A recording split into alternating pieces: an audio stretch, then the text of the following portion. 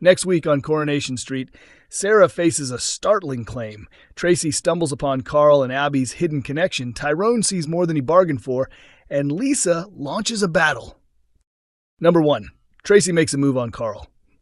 Meanwhile, on the cobbles, after beginning a heated romance with her brother-in-law Carl, Aadi isn't impressed when he brazenly flirts with Tracy and casually mentions that he's booked into room 101 at the Chariot Square Hotel. Carl assures her it was nothing but a show, and later entices Aadi with the suggestion of sneaking over to his room for some secret passion. Unlocking the door to his room later that day, Carl beams when he hears the shower running, certain Aadi is inside. But when Tracy peeks her head out of the bathroom, Carl is stunned. Back at number 13, Aadi shares a soft moment with Kevin, only for Carl to drop by later and reveal his awkward run-in with Tracy, stressing that he turned her down. Wanting her brother to enjoy himself, and not realizing he already is with Aadi, Debbie encourages Tracy not to abandon the chase for Carl, even offering to buy the drinks if she tries again. In the alleyway, Carl confronts Aadi, reminding her that if she's still in Kevin's bed, then he's just as entitled to be with Tracy.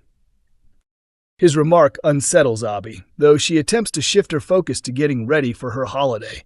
At home, she reluctantly hauls out her suitcase, but then tells Kevin her passport is missing. Kevin suggests scrapping the trip entirely, but Aadi refuses, insisting he head off to Mallorca while she stays behind to sort out a replacement. Later, Tracy tracks Carl down at the hotel and demands the truth when he once again rejects her. Carl finally confesses he's already fallen for someone else. When Tracy guesses it might be Aadi, Carl is left speechless, but can he wriggle out of it before she realizes she's absolutely right? Number 2. Swarla vs. David. Coming up next week, tensions rise between the Connor Swain family and their new neighbor, David. The newcomers at number 6 have already rubbed David the wrong way after Betsy slyly slipped a pizza box and other rubbish into his recycling bin. In response, David fished the waste back out and dumped it onto Carla and Lisa's front lawn. "I reckon it's best to set the rules straight away, don't you?" David remarked as Lisa pointed out he could have simply spoken to them quietly instead. As the bin feud drags on, Lisa decides she can play just as petty, keeping a record of every occasion she hears David's dog barking next door. Carla finds the whole situation rather entertaining, but just how far will this neighborly spat spiral? Number 3, Sarah's shock accusation.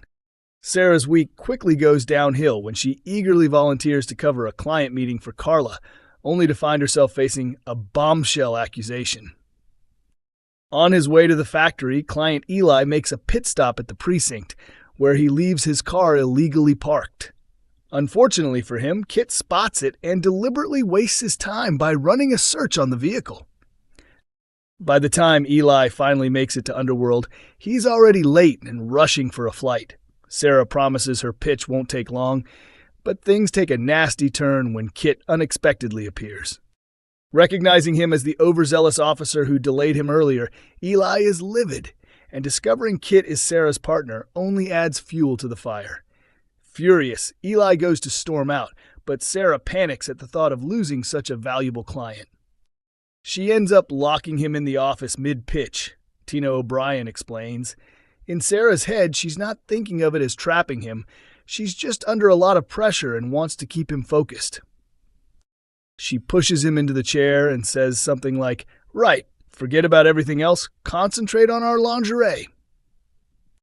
While Sarah sees it as keeping the deal on track, Eli misreads her behavior and assumes she's making advances, then suddenly accuses her of sexual harassment. He tells her he'll sign the deal, but only if he gets 40% off, Tina adds. It feels like blackmail, and with no witnesses, it's just his word against hers. Sarah is left shaken. Carla sides with her, but is also furious that Sarah allowed the situation to escalate and drag so much chaos into the business. Later, Sarah is horrified to discover Eli has been spreading rumors to other clients, branding her a predator. Carla attempts damage control by negotiating a discount on Eli's deal, but it backfires when other clients hear about it and start demanding the same cut. With Underworld's finances now under pressure, Carla holds Sarah responsible and demands she find new customers to make up the losses. As Carla turns the heat up, Kit is riddled with guilt, realizing his petty behavior with Eli was the spark that set this entire mess in motion, and now Sarah's career and reputation are on the line. Number 4. Kit makes a big mistake. Kit attempts to put things right by having a quiet word with Eli, but predictably this only makes things worse. Dragged in to see D.I. Costello to be quizzed on claims of police intimidation, Kit finds himself put on desk duties until further notice.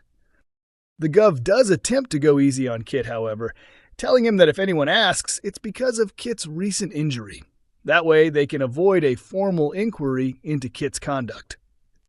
Meanwhile, Sarah is fuming when she discovers it was David who gave Kit's details to Eli. David throws both of them under the bus, Tina adds. David doesn't like Kit, so he intentionally tries to stir the pot, which gets Sarah into even more trouble.